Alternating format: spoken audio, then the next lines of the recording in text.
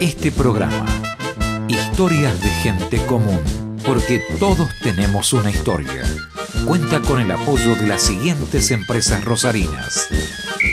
Tengo una idea. La idea es el deporte. Sport 78. Rosarino por deporte. Y dale que llego. Llegó la nueva promo Oportunidad Iveco. Un mes donde vas a poder llevarte los camiones Iveco Euro 3 que siempre quisiste, con una financiación del 70% masiva a 5 años en pesos. Acércate a nuestros concesionarios. Que no se te escape esta oportunidad. Llego. Iveco, el camión.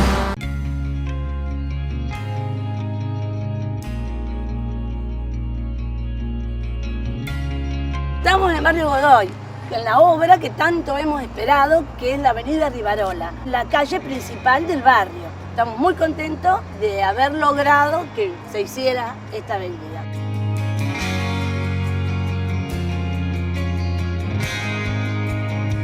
Consideramos que esta es una obra muy esperada, pero gracias que se logró hacer. Y vamos por más, tenemos que ir por más. Ahora, Rosario.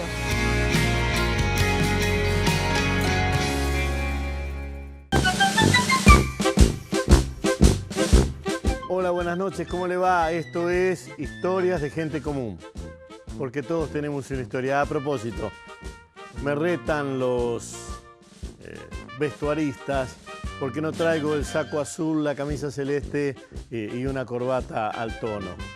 ¿Sabe por qué no la traigo? Porque no la traigo. Esto es Historias de Gente Común, porque todos tenemos una historia. En este caso, la primera de las historias que vamos a compartir hoy es la de León Epstein.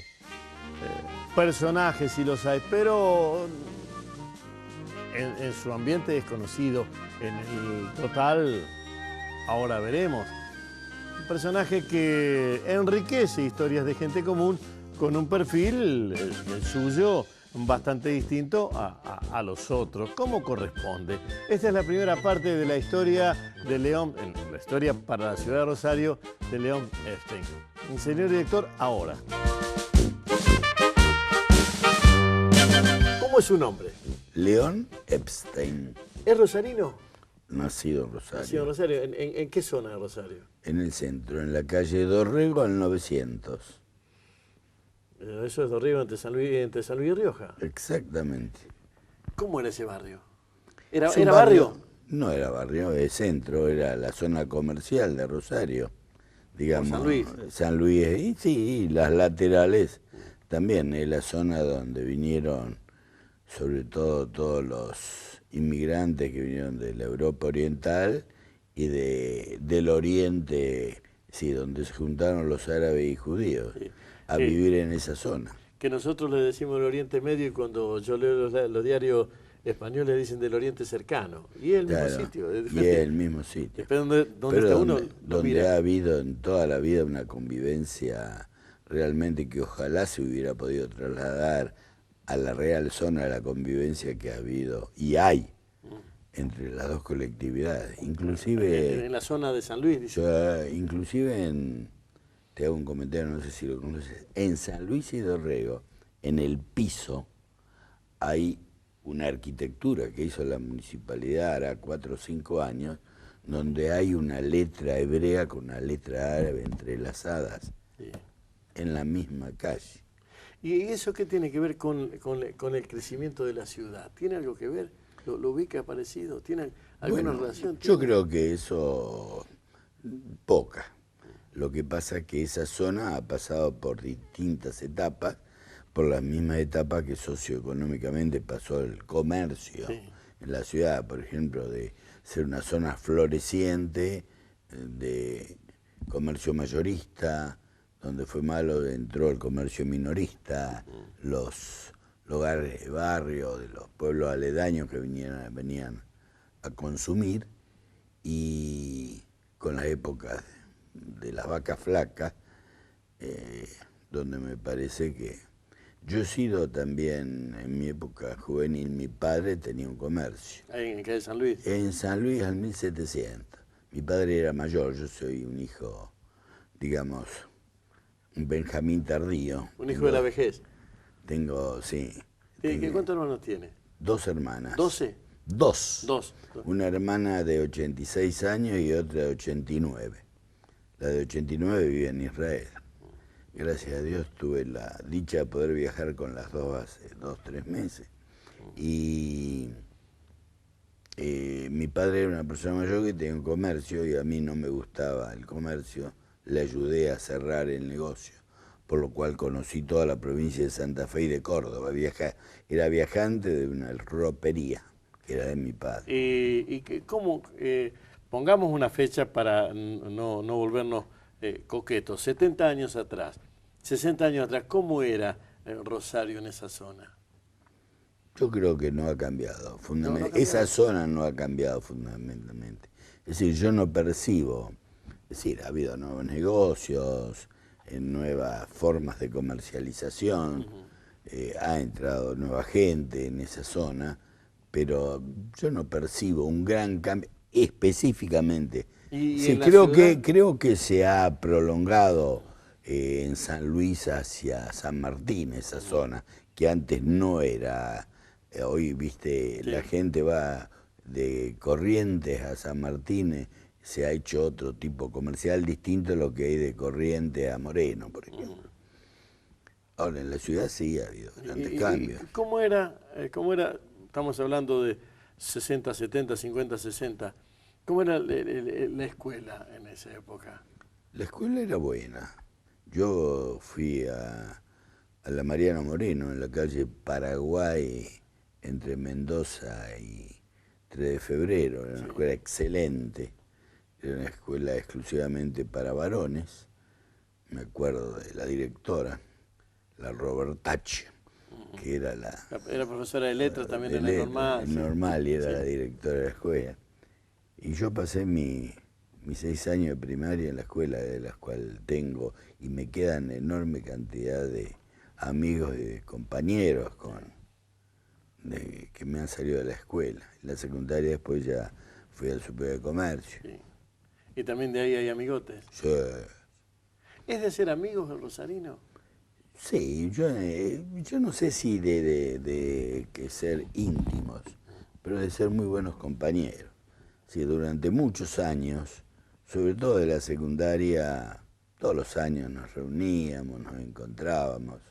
Yo tuve un gran amigo que fue compañero en la escuela primaria, secundaria y en la universidad, que se me murió hace muchos años, un gran profesional, posiblemente que fue Guillermo García Villanueva.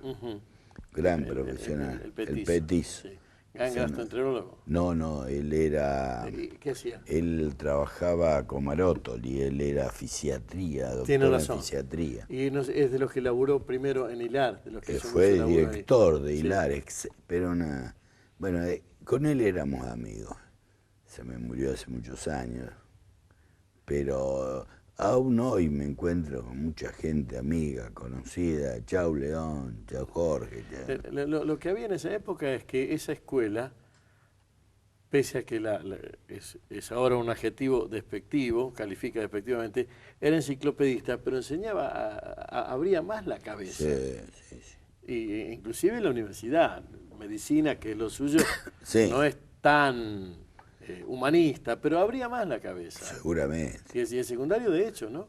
Sí, mi vida también he sacado muchos amigos de la universidad. Primero y fundamental por mi participación, no solo académica, sino mi participación estudiantil. ¿Fue dirigente estudiantil? Sí. ¿En qué año más o menos? Y en el año 53 que ingresé hasta el 59 que me recibí. Participaba en el Partido Reformista y tengo muchos amigos.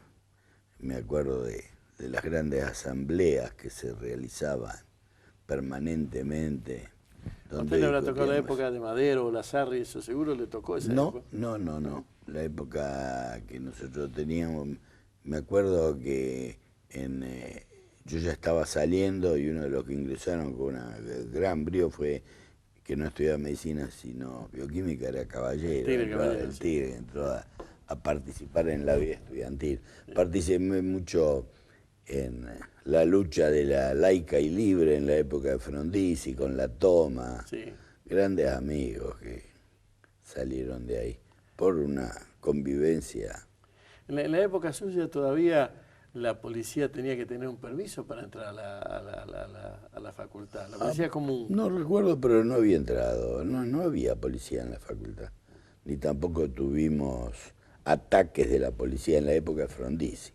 Sí lo tuve cuando estuve en la secundaria, en la época de Perón. Ajá. Ahí donde también participaba en el centro estudiante de Superior de Comercio. Ahí la ligué, nunca tuve grande, también me metieron de vez en cuando. O sea, Cafúa por hacer liga. También estuvo preso por bochinchero No, ahí. no puedo decir preso, la palabra preso sería exagerar. Un rato. Sí, metido adentro en 2 o 3 oportunidades. Ese era una Rosario de tranvías. Sí, y yo me colaba en el tranvía, en el 17, que iba por la calle San Luis, cuando iba a pagar el boleto por 4 cuadras, desde Italia hasta Oroño. Siempre y cuando venían a me tiraba. Las cosas de jóvenes de 13, 14 años. En esa época, León, todavía había que ponerse el pantalón largo. Bueno, tú sabes que nosotros cuando cumplimos los 13 años hacemos lo que se llama el bar mitzvah, que es como la confirmación. Bueno, yo hice mi bar mitzvah con pantalones cortos. Recién al año siguiente mis padres me pusieron el pantalón largo. Y la otra cosa que había en esa época era la llave para volver. Sí, no, éramos de volver tarde en esa época.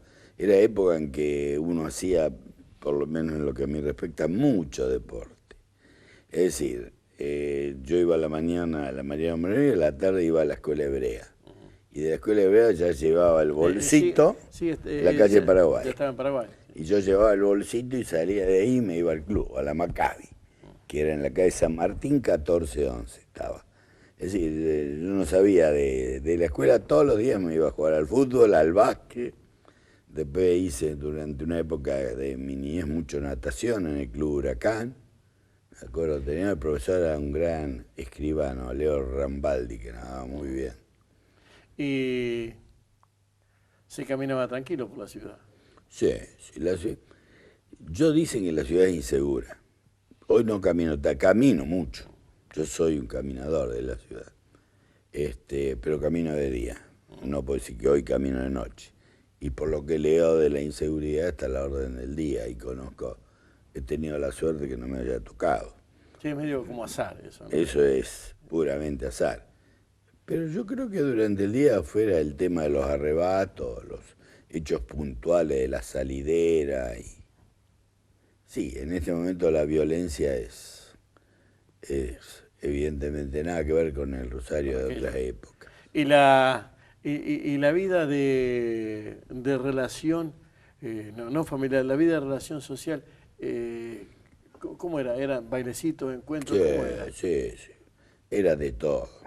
Con los amigos del club, con los amigos de la escuela, sobre todo en la época secundaria.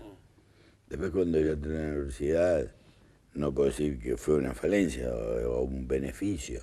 Conocí a quien es todavía hoy mi señora después de 52 años y la relación era mucho más... ¿La conocí en la facultad? No. ¿Estando usted en la facultad? Yo estando en la facultad. Yo había hecho un viaje de 6 meses cuando tuve la suerte de rendir el primer año de medicina y mi padre, como una cosa que él no lo podía hacer, pero lo hizo, me dio una beca de 6 meses para viajar a Israel en el año 54. Estuve del 54 a junio del 55. Y después en un casamiento de una gente amiga de mis padres, los padres, yo ahí la conocí. Bueno. Y listo. ¿Cuántos hijos? Tengo 3 hijos y 10 nietos. ¿Todos por acá por Rosario? ¿Alguno? Hay uno que un nieto se fue a vivir a Israel. ¿Un nieto? Un nieto que tiene hoy 21 años. Bueno, por eso decía un nieto grande, porque si decidió 21 años, decidió irse a vivir. Y está estudiando en la Universidad de Jerusalén. Viene ahora dentro de 2 días a visitar a la familia para estar de vacaciones. ¿Y los hijos siguieron la carrera de...? Tengo un hijo que sigue mi carrera, que es médico y trabaja conmigo, donde estamos juntos en la clínica. Tengo a mi hija mayor, que es licenciada en Antropología e Historia, pero tiene un comercio. Y mi hijo menor, que es licenciado en Economía, que trabaja en el Banco Macro, es gerente de programa. Vamos a dar ahora paso a la segunda parte de la historia de León Estein, porque todos tenemos una historia y la historia de gente común como León Estein es parte de la nuestra. Las comidas, la forma de mirar la ciudad, la mirada que tiene sobre los políticos de la ciudad, es parte de lo que se corresponde con el universo de León. Y es lo que normalmente hacemos en esto, que es las historias de gente común. A veces en la radio, donde tengo muy temprano el programa La Mañana Rosarina, me preguntan por qué este programa no tiene coyuntura y el otro sí está con toda la información del día. Porque una cosa es la radio y la información del día y otro esto que es una charla distendida hasta encontrar un perfil. Ojalá no lo encontremos nunca. Buscando un perfil entonces de la región en donde estamos. Historia de gente común, segunda parte de León Estein, señor director, ahora. ¿Qué sabores tiene de la infancia que ha perdido? Por suerte no perdí ningún sabor de mi infancia. ¿Por qué? A ver. Porque en mi infancia los sabores es la comida europea. Sí, la comida de la vieja. La comida Como de la sea, vieja. es la comida de la vieja. Mis dos hermanas son excelentes cocineras de la comida de la vieja. mantuvieron. La mantienen, pero te hago un comentario. Hace 2 días me habla mi hermana menor que vive al lado de casa, dice, baby, hice pescado relleno. Le digo, pero mándamelo sin la cebollita rehogada porque es puro aceite. Y me manda 2 pedazos. Y cuando viene la fiesta siempre la comemos. ¿Y es la misma comida de la vieja? Creo que la han superado en algunas cosas. La otra cosa que hacían... Pero eso es por la suerte que yo tengo Pero de la otra tener cosa que hacían- mis 2 hermanas mayores. La otra cosa que hacían los viejos era el manejo de la economía doméstica. No se tiraba nada en esa. Todo se reciclaba, ninguna duda. Todavía bien, hay algunas cosas, es más, hasta cierto determinado momento yo que tengo noción, y una de mis pequeños hobbies no lo hago por lo gordo que soy, es cocinar. Pero le he enseñado a veces en casa a hacer la sopa de la acelga que hacía mi vieja. ¿Sopa? De acelga. ¿Cómo es eso? Y la cocinaba la acelga con limón, luego la escurría y cuando se comía fría, o la sopa de la remolacha.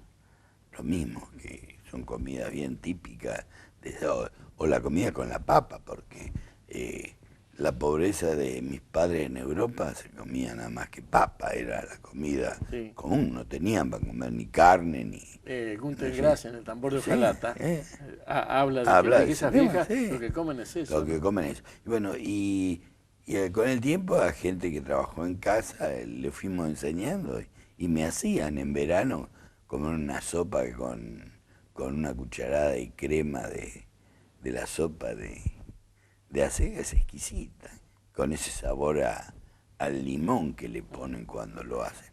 Y lo saben hacer y lo aprenden. Así que no ha perdido las comidas. No, para ¿Y las nada. tradiciones? Yo soy tradicionalista. Yo tengo mi familia, tengo de todo. Es decir, tengo un hijo que es más ortodoxo, otro que es tradicionalista, la hija también. Un nieto que se me ha hecho él, que se me fue a Israel a pesar, se fue como agnóstico, y se fue a vivir a Israel, no se fue como religioso. Y bueno, y se integran y es la vida de los chicos. No, las tradiciones, yo soy de mantener mucho las tradiciones. Mantengo y vivo con mucha intensidad las tradiciones históricas de mis ancestros, y soy también de vivir mucho las tradiciones argentinas. ¿Cómo es eso? Las tradiciones... Y las tradiciones, festejar las fechas patrias. Soy admirador de ciertos próceres nuestros y lector de ellos y los convivo mucho. Me da bronca cuando viene una fecha patria y en lugar de hablar de la fecha patria hablan de política. Eso me da mucha bola. Tengo un amigo que se me murió, paisano como usted, que tenía esa enfermedad, David José Feldman. Sí. De las únicas cosas Gran que- amigo. de la única cosa que Compartíamos la amistad. de los la dos. única cosa que me hablaba era de Belgrano, de Moreno, de San Martín. Había leído todo eso. Ah. Y después tenía otro que lo perdí, que es el viejo Barc. Ajá. El viejo Barc había Sí, aprendido sí. el castellano con los viejos libros Sí, sí. de- ¿Tú hablas del fotógrafo? Sí, sí, el padre. Sí. El padre, ¿no? Sí, Sí. yo era También lo compañero de conocí. Eduardito. Sí. Eran tipos que lo que yo advertí es que el corazón inmigrante les hacía averiguar bien dónde era el sitio donde vivían. Ninguna duda. Y con David Feldman, él era más sí. argentino que yo en el juego, Sí, en el juego de no, las no, tradiciones. no es ser más ni No, menos. No, le quiero decir, así es Ese, efectivo el hecho. sí. Me peleaba el 25 de mayo, me peleaba el 9 de julio, me peleaba los por qué. A mí, por ejemplo, mucho a veces no soy partidario de la exteriorización de esas cosas, pero sí No, pero tener permanentemente. confianza, no era una conversación No, pública. estoy hablando, Sí. digamos, de decir, bueno, pongo la bandera, me pongo la escarapela, pero soy de vivirlo. Es decir, hay una fecha patria, no me gusta los desfiles con los militares, pero me gustan los desfiles con los muchachos de a caballo, con los que vienen, o los cantos, eso me gusta mucho. Y en la ciudad, ¿eso se conserva, se perdió? ¿Está? No, se conserva, yo creo que se conserva. El solo hecho del ejemplo de esa bandera nueva que han hecho es sí. porque hay evidentemente dentro de la ciudad un querer hacerlo. Eso no lo hacen dos personas ni el intendente de la ciudad. Sí, no, alta en el cielo la bandera que inventó el loco Bacaflor. Que Y decía. bueno, evidentemente eso porque la ciudad la siente, porque hay gente que la siente.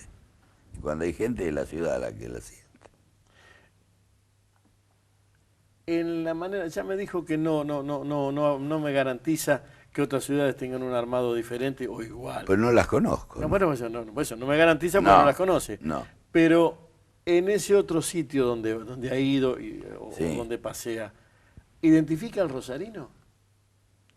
Yo creo que no sé, no creo que lo identifiquen, no, así como identifican al porteño, no identifican al rosarino. Yo creo que en este momento que me ha tocado, salgo y viajo, identifican mucho más al santafesino. Yo creo que políticamente Santa Fe fue colocada en el país.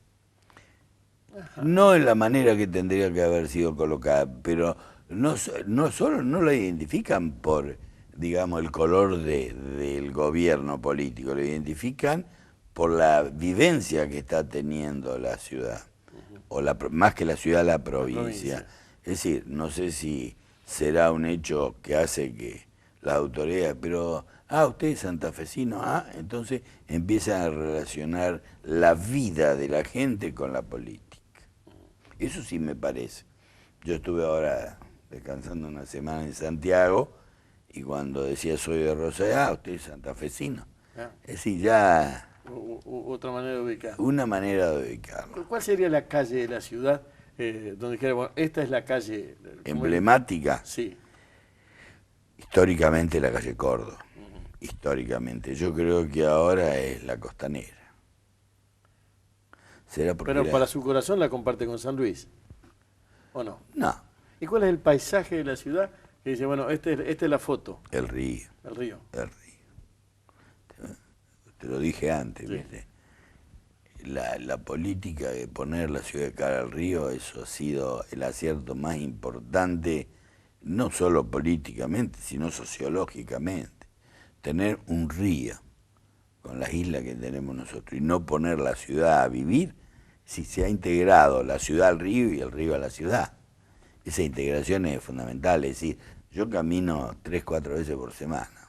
Vivo en Oroño y Mendoza. Me voy caminando hasta la Costanera y después camino la Costanera de Avenida Francia a la calle Sarmiento, fundamentalmente. Y para mí eso es un deleite hoy.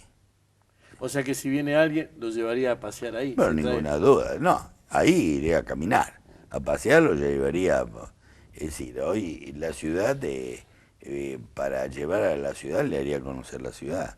Hoy la ciudad es una ciudad multifacética, es decir, geográficamente, arquitectónicamente, la ciudad del río, sus monumentos, los trípticos, digamos, para la niñez, es decir... Qué cosa loca haber armado todo eso, ¿no? Y seguro, por eso digo que el museo, y vas al museo y... Es decir, ir a los dos teatros, ir al Círculo, ir a las Tengo, son cosas que enorgullecen a la ciudad. Es decir, la vida cultural que tiene, la vida cultural, digamos, de jerarquía, más la O sea que del usted underground. hay que venderle, Rosario, la tiene comprada. No, seguro. Yo tengo hasta los tuétanos, como se dice, la ciudad metida adentro. Y León, y si tiene que armar un eslogan, una frase, un modo de vender la ciudad, ¿qué es lo que diría? Vivir Rosario, vivirla. Rosario tiene para vivirla desde la mañana hasta que te despiertas el otro día en la mañana, en todos los sentidos. Y estoy hablando de las cosas loables, no hablo de los prostíbulos que se cierran. Estoy hablando de las cosas que tiene Rosario, del paseo, de los museos, de los pubs, de los restaurantes que tiene Rosario, todo. Quizás lo que menos me guste es lo que se abrió últimamente, que el City Center, como para mostrarlo, pero a la gente va y vos le mostrás, porque realmente bajo el punto de vista estructural es una obra de mucha envergadura. Sin defenderlo o atacarlo, lo que digo es que ese centro lo que terminó es de, como es bien excéntrico, terminó de armar otro circuito que hasta que se integre eso va a pasar tiempo, mucho pero que tiempo. De hecho corrió la civilización. Sí, en eso estoy de acuerdo. Puede no gustarme íntimamente, a pesar que tú sabes que yo soy lúdico, ¿no es cierto? Está bien, pero eso digo, pero el hecho de, es decir, a mí me tocó actuar mucho en la comunidad durante muchos años, fui presidente del club. Y siempre la discusión que teníamos con la gente mayor quería que haya juego en el club. Y yo, junto con los jóvenes, siempre estuve en contra de que haya juego en el club. Dije, eso no era educativo. Claro. Donde se juega que los jóvenes tengan educación deportiva, social, cultural, ideológica, lo que cada uno piense. Y hasta hoy en día, ahí en la calle Salta, no se juega. Sí, se juega al dominó, juegan al buraco, las mujeres. La gente mayor tiene su esparcimiento, que eso me parece perfecto. Pero no hay juego. Entonces eso es un éxito que uno está dentro. A pesar que, y esa es una crítica que la gente me hacía, la que quería que haya juego en el club. ¿Cómo? Vos jugás y no querés. Yo puedo jugar y vos podés jugar donde quieras. Pero educativamente... Claro, ejemplo no es. Ejemplo no. Claro. Vamos a ir a una historia. ¿Cómo le va? Segunda parte del programa. Vamos a ir a una historia. No le voy a dar el nombre del personaje. Busquémoslo, encontrémonos con él, charlemos y veamos de qué va la cosa de esto que es historias de gente común. Porque todos tenemos una historia. Y esta es la historia de un personaje, el título abajo va a estar, de un personaje que yo no quiero presentar con nombre y apellido, sino con su mero rostro. Historias de gente común, porque todos tenemos una historia. Señor director, ahora. Bueno, ¿cómo te llamas? Héctor Beas. ¿No hay segundo nombre? En realidad sí, bueno, por eso te digo, esa es de entrada, pero después en realidad por los documentos me llamo Héctor Guillermo José. No sé si te falta algo. ¿Y por qué el viejo metió esos nombres? ¿Qué sé yo? ¿Por qué metió tantos nombres? Pero siempre ha sido un inconveniente o el foco de las cargadas, ya sea en los registros civiles o entre los amigos. ¿Y por qué? Vaya a saber, mira, porque yo en realidad soy rosarino, yo nací en Rosario y en pleno centro. ¿Dónde naciste? La Prida 1179. La Eso Prida, es entre Mendoza y San Juan. Exactamente. A pocos pasos de un antro de cultura. Pero a los 3 años me fui. Mis padres se fueron. Naciste al lado del Teatro del Círculo. Exactamente, exacto. A los 3 años mis padres se fueron a una estancia de mayordomo, mi papá, y nos llevó. Y entonces me crié de ahí hasta los 14, 15 años. Y ya de ahí no me pude separar más de la Apodo de Gaucho, porque cuando llegué acá no podía hacer otra cosa que gaucho. Sí, ¿de dónde quedaba esa estancia? En Villa Cañas, en una estancia de 4 leguas cuadradas, no sé si tenés idea de la dimensión, pero es inmensa. Decime cuánto es una legua. Sería aproximadamente unos... ¿Un 800? Sí, exacto. Un kilómetro 800 claro, cada legua. Cada legua, exactamente. 3 por 8, 24, estamos hablando de un campo de 6.000 por 6.000, para no pelear. Para no discutir, por minucias, Sí. exacto. ¿Y ahí qué hacías? Y bueno, ahí mi papá era mayordomo, en esa época Sí. había vacas, había animalitos. Ahora no ves animalitos, ahora ves todo soja. Por eso no hay más alambrado. Bueno, uno de mis primeros choques cuando yo volví del campo a donde vivo, en Pérez, porque esa fue una discusión entre mi papá y mi mamá. Mi mamá quería volver a Rosario, ella era eminentemente rosarina, quería estar acá adentro. ¿Cómo se llama tu mamá? Mafalda Marengo. Marengo. Y mi viejo no, mi viejo quería seguir en el campo, entonces hicieron un corte salomónico, Pérez, que estaba cerca de Rosario y que todavía tenía el aire de campo. Y bueno, ahí me crié y no me fui nunca más, aunque trabajé muchísimos años en Rosario, pero mi residencia siempre fue en Pérez. Bueno, pero todo el mundo te conoce en Rosario. Sí, Gaucho. sí, porque yo trabajé toda mi vida acá. Siempre, Pérez fue más que fin de semana, fue fin de todos los días.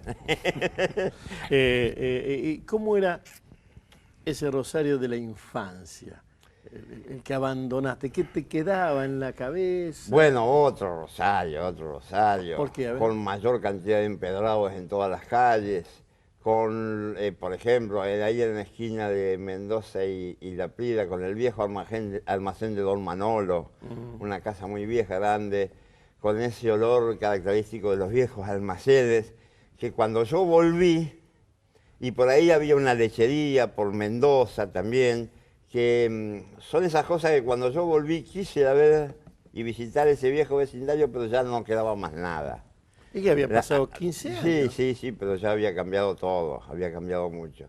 Lo único que cuando yo paso ahora por Mendoza y La Prida, sigo viendo el empedrado que han recuperado muy interesantemente y por ahí me acuerdo de esa época, ¿no? Y cuando volviste a Pérez, ¿cómo era el viaje a Rosario? ¿A caballo? No. No, aunque yo iba a trabajar al banco en Pérez, a caballo. ¿Cómo es eso? Porque a los 17 años entré a trabajar en el Banco Provincial, acá en Rosario. Pero después abrí una sucursal en Pérez y me enviaron a mí para abrir la sucursal. Y yo allá siempre, yo desde que me vine del campo, en Pérez siempre tuve caballos, hasta hoy, hasta el día de hoy, sigo teniendo caballos. Entonces, enfrente del banco, del edificio del banco, estaba todo el terreno del ferrocarril. Entonces yo salía de mi casa, ensillaba mi caballo, llegaba a la puerta del banco, me cruzaba al ferrocarril, desencillaba el caballo, lo ataba para que coma pase y entraba al... ¿Y ahí qué? ¿Te ponías el saco ahí? No, ahí agarraba el recado, iba, golpeaba la puerta de chapa, que ya había un amigo mío dentro que me odia, y entraba. Con el recado. Con el recado. Y lo dejaba adentro. Una mañana golpeo, no me abren. Golpeo, no me abren. Digo, ¿qué pasa acá? Y en eso me abre y aparece un hombre que yo no conozco. Me dice, usted debe ser el famoso Beas, ¿no? Y yo digo, sí, pero ¿con quién tengo el gusto de conocer? Mire, dice, yo soy, y me dieron un apellido, dice, inspector del banco. Ya me anticiparon esto de que usted venía a caballo al banco. Pase nomás. Yo, imagínate, me quería matar, un inspector del banco, y yo con el recado en la mano que entraba a trabajar en el banco. Pero bueno, en realidad era buen empleado bancario, no me hicieron, no me notificaron ni nada por esa locura de ir a trabajar a caballo, pero bueno, esa es una de mis grandes anécdotas que mis compañeros siempre me recuerdan, ¿no? ¿Y Rosario? Y bueno, y de ahí de Rosario, en esa época veníamos en tren. Claro, Pérez Zavalla, Pujato Casilda. Sí, señor. Va, en realidad, 22 minutos, ni 25 ni 20. Horario Rosario inglés. Norte. Sí, no, a Rosario Central. A Rosario Central. Corrientes y Huirre, pleno centro nos dejaba. Te digo esto, te marco los 22 minutos, porque los horarios de los trenes eran todos así. 11 y 7, 10 y 23, y este era así, y bueno, era horario inglés, y respetado a rajatabla. Las veces que por ahí se atrasaba, teníamos una oficina de quejas donde había un libro inmenso donde se dejaba sentado todas las quejas. Y era para divertirnos, que ahí íbamos a hacer lío. Éramos todos chicos, estudiábamos en el centro, veníamos acá porque no había colegio secundario en Pérez. Vos hiciste el secundario en Rosario, entonces. Yo hice, sí, el secundario en dónde? Rosario, en el Nacional 2. El Nacional 2 es el de allá abajo. Sí, señor, entre Río, bien cerquita. O sea, 2 cuadras y estaba. Menos, de una cuadrita y un poquito. Y- Por eso sí. en esa época, nosotros para hacernos la chupina, no la rata, nosotros acá le decíamos chupina. Pero yo me crié con el rabón o la rata. Bueno, en esa época nosotros le decíamos chupina. Sí. Entrábamos al túnel que ahora es el pasaje por abajo. Sí, sí. En esa época estaba el ferrocarril, estaban las vías, y era una covacha de lincheras. Entonces nosotros, por la entrada de Rosario Central, nos mandábamos por ahí, salíamos A en España. la punta, y de ahí ya nos íbamos porque no nos veían los celadores que estaban arriba bichaleando si algunos hacían la ¿Te chupina. acordás de alguno de los compinches de ese secundario? ¿Lo seguís viendo? No, del secundario casi ninguno. ¿Y de No, dónde? Baschetti fue un amigo mío, ¿te acordás de ese muchacho Sí. que fue asesinado? Sí. Él era compañero de curso, Herrera, Gian Paolesi, después no me acuerdo ya tantos nombres. Y me dijiste, de ahí no, ¿y de dónde tenés compinches? De todos lados. No, bueno, te estoy hablando de esas primeras infancias. Ah, bueno, Gómez Machado también era compañero mío. En esa primera infancia, prácticamente amigos de chicos no tuve acá porque yo estuve en el campo. Claro. Cuando volví, mis primeros amigos fueron de la secundaria. Pero ya después, directamente mis amigos fueron de Pérez y de acá de Rosario, pero ya de la zona, te diría, del laburo, del arte, de Bueno, la pero locura. eso, porque esa es la otra historia. Vos eras bancario, pero ¿qué hacías? Cuando bancario disimulabas el dibujo. Cuando No, dibujo no. disimulabas el Mira, yo banco. tengo algunas anécdotas muy ricas, ¿no? Hace unos años me encuentro con unos ex compañeros míos de banco. Entonces me dicen, Héctor, ¿te acordás cuando vos en el banco estaban las viejas máquinas de sumar olivético a palanca, que venían con los rodillos de papel? Sí.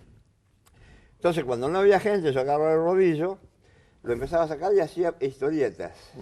Entonces después las arrollaba de dos, como tipo papiro de dos, y igual pasarlo ibas leyendo la historieta.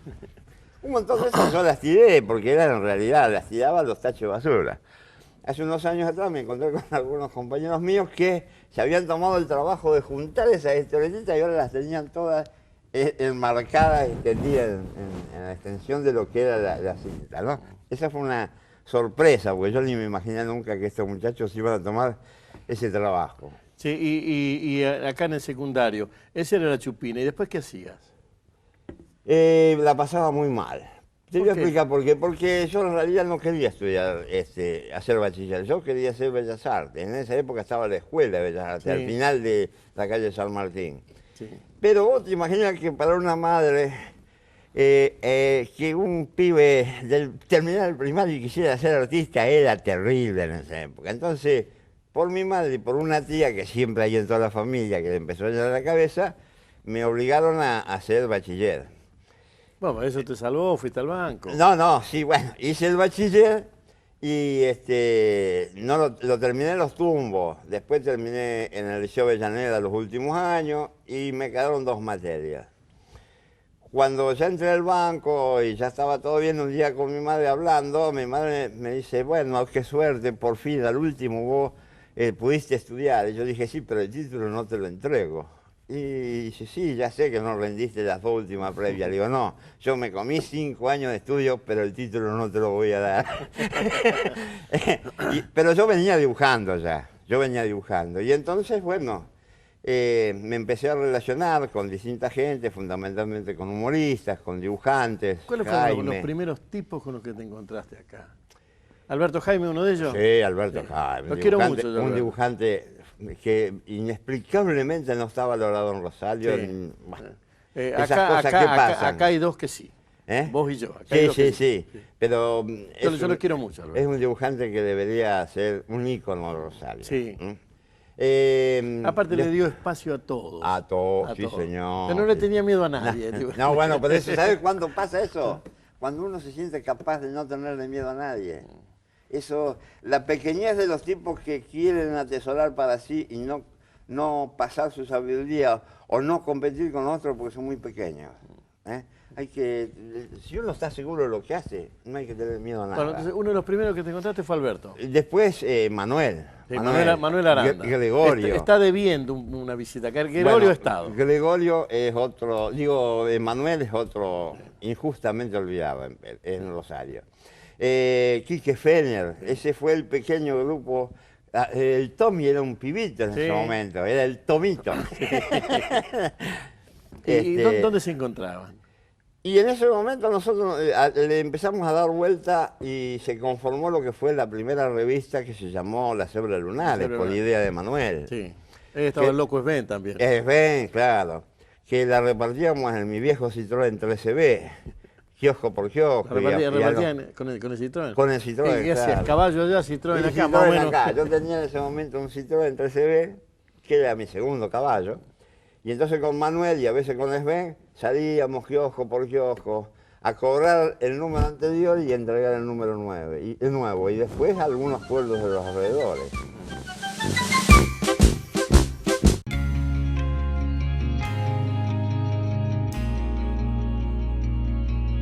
Hola. Hola. Buenas tardes. Estamos en Solís y Guay. Barrio Ascuénaga. Barrio Belgrano. No hace mucho tiempo la iluminación era muy deplorable y ahora al cambiarse las luminarias mejoró fundamentalmente.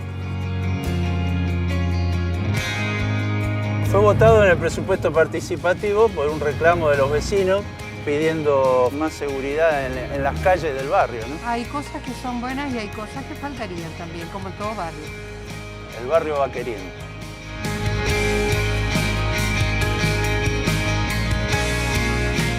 Ahora Rosario.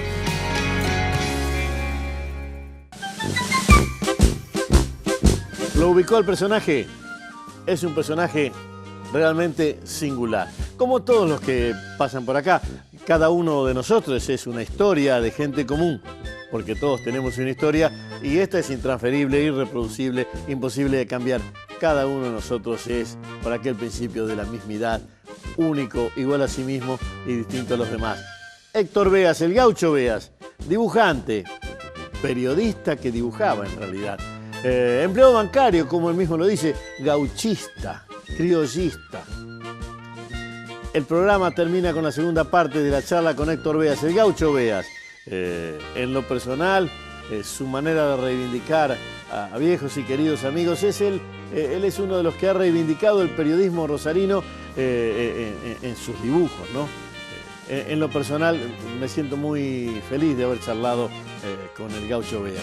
Segunda parte de la nota, señor director, ahora. ¿Y la vuelta a Pérez, la familia la armaste en Pérez? Sí, sí, mi familia está toda armada en Pérez y yo ¿Cuántos hermanos tenés? No, hermano tenía una hermana y falleció. Yo en realidad tengo una familia muy grande, pero por parte de mi esposa, que ella es la número 13. Entonces, tengo una familia inmensa, gracias a Dios. ¿E hijos tuyos ahora? Y hoy yo tengo 6 hijos y 7 nietos. ¿Todos por acá cerca? Todos en Pérez. Es decir, cuando decís vamos a hacer un asado... No, es que... ¿Tenés que matar una vaquillona? Vamos a hacer un asado todos los lunes, porque ¿qué pasa? Los domingos era la discusión permanente entre los más jóvenes que duermen hasta tarde y qué sé yo, ¿cómo hacer para llevarlo a comer al mediodía? Imposible. Entonces... pusimos una peña los días lunes, a la noche. ¿La peña de los Beas? De los Beas. Y ahí entonces a la noche vienen todos. 19, 20, 18, 17, 22. Ahí estamos. ¿Qué calle de Rosario, cuando venías de Pérez, qué calle de Rosario decías voy a llegar? A Córdoba, supongo. O a qué calle, o a qué bar, o a qué lugar venías. Bueno, yo venía primero Córdoba, hacíamos Corrientes, derecho hasta Córdoba, Córdoba hasta el Solo Cabana. Ajá. El viejo bar del Solo Cabana, el café más rico que he tomado en mi vida. A filtro. A filtro, sí. Sí. Ahí iba yo con el gringo Racamato, con los viejos. redactores del diario La Capital. Claro, claro. A tomar el Racamato, café de filtro, sí. Claro. Y después, el Racamato, otro circuito, el padre, decimos. Sí, el gringo. El gringo. Es Justino Caballero, esa banda era. Bueno, Justino, yo tengo un regalo de Justino Caballero maravilloso. ¿Vos te acordás que él estaba emparentado con Ricardo Caballero? Sí.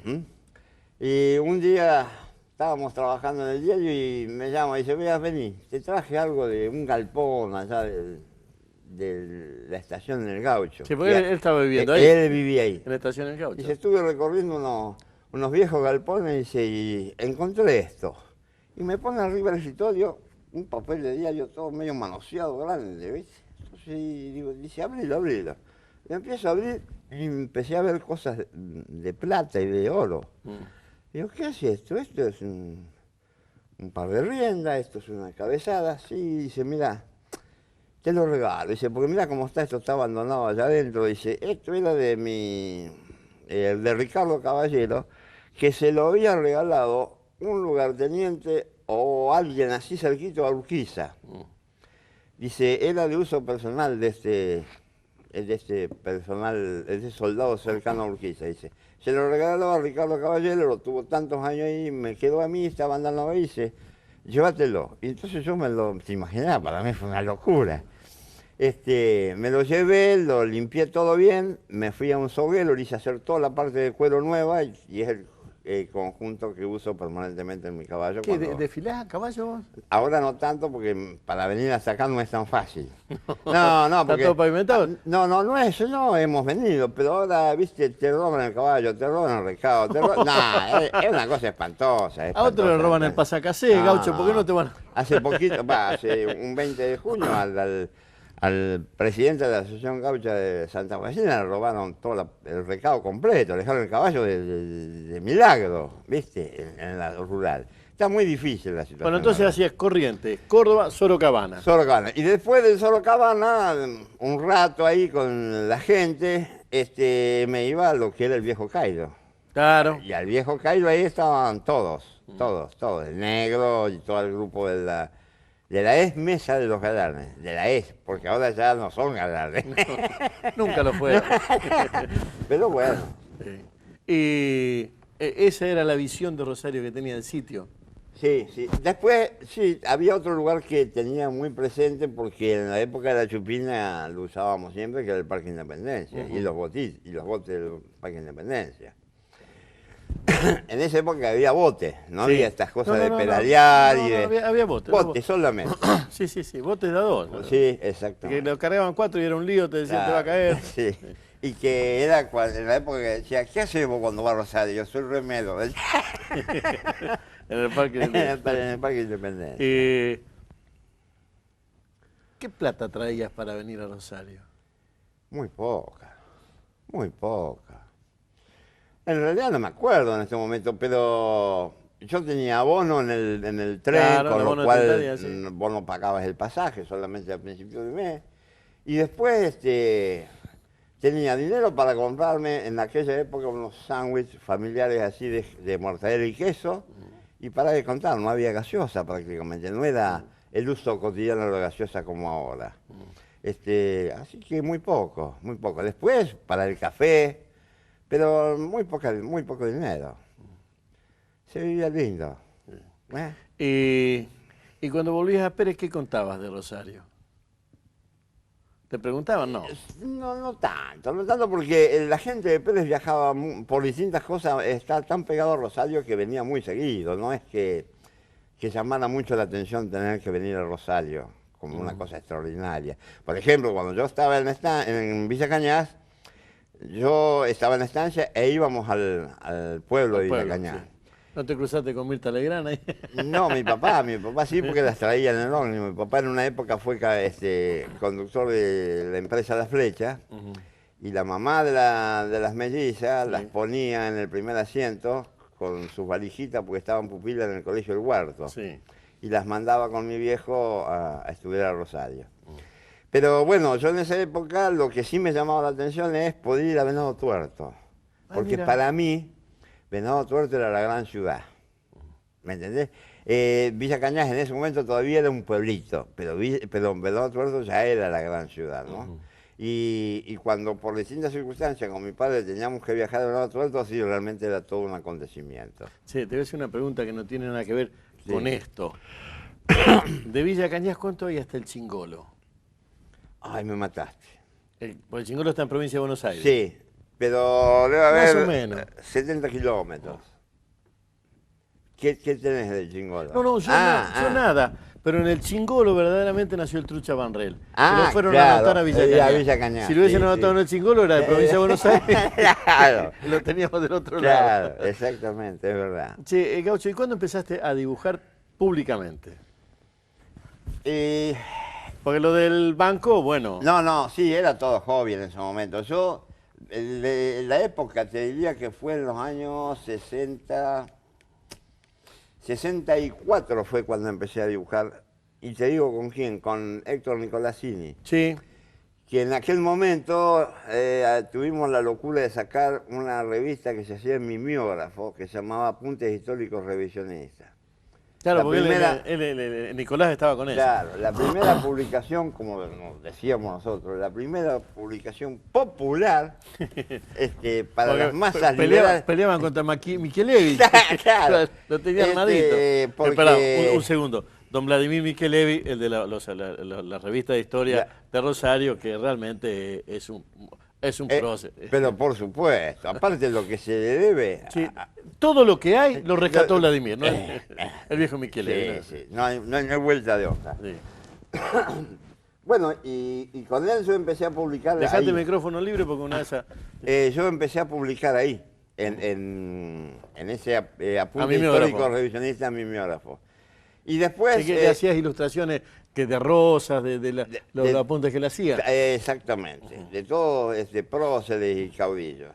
Y después ya por instancia de un gran amigo mío a quien quiero, que para los artistas y pintores y artistas plásticos de mi época fue sensacional, me refiero a Gilberto Crash. Sí. Gilberto un día nos abrió su galería a una tropa de 10, 15 jóvenes que andábamos haciendo, ensuciando telas, papeles, porque se arriesgó a eso, ¿no? Sí. Con esa visión de abrir su galería no a los pintores consagrados, como hacía todo el mundo, para trabajar sobre seguro, sino abrir la galería a nosotros. Y bueno, de esa gran cantidad de gente que empezamos con Gilberto, muchísimos fueron unos artistas sensacionales y yo, bueno, me la sigo rebuscando, gracias a Dios. Sí, Gaucho. ¿Y la locura con los caballos y los dibujos de caballos cuándo arrancó?